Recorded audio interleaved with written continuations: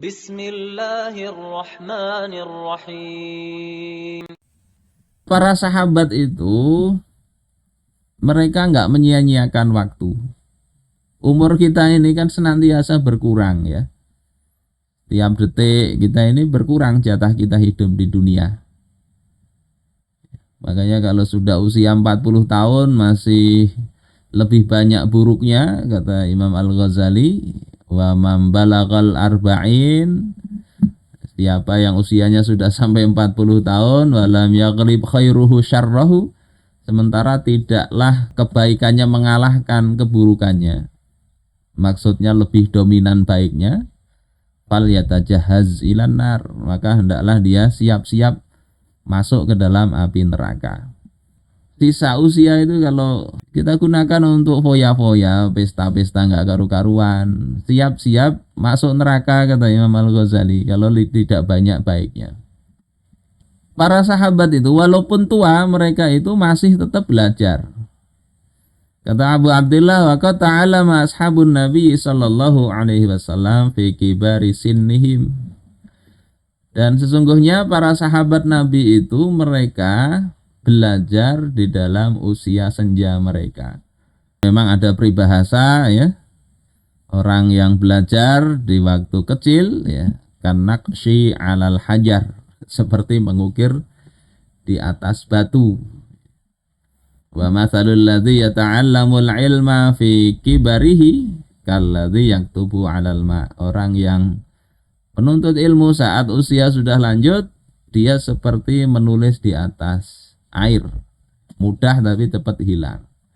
Ini hanya berlaku ya, banyak yang begitu, tetapi tidak semuanya begitu. Karena ya ada orang-orang kayak sahabat Nabi itu waktu tua belajar bagus saja.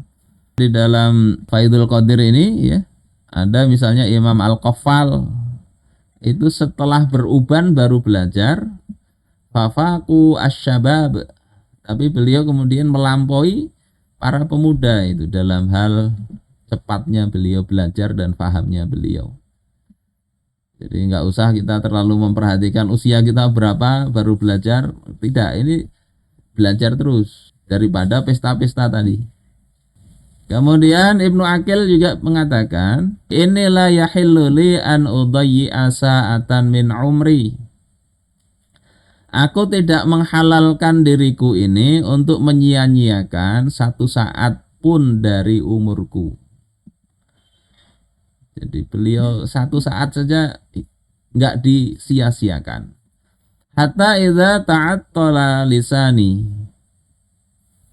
an mudzakaratin wa munadharah, hingga ketika lidahku ini kosong dari mudzakarah maupun munadharah, dalam hal diskusi maupun berdakwah menyampaikan ilmu, tidak sedang itu.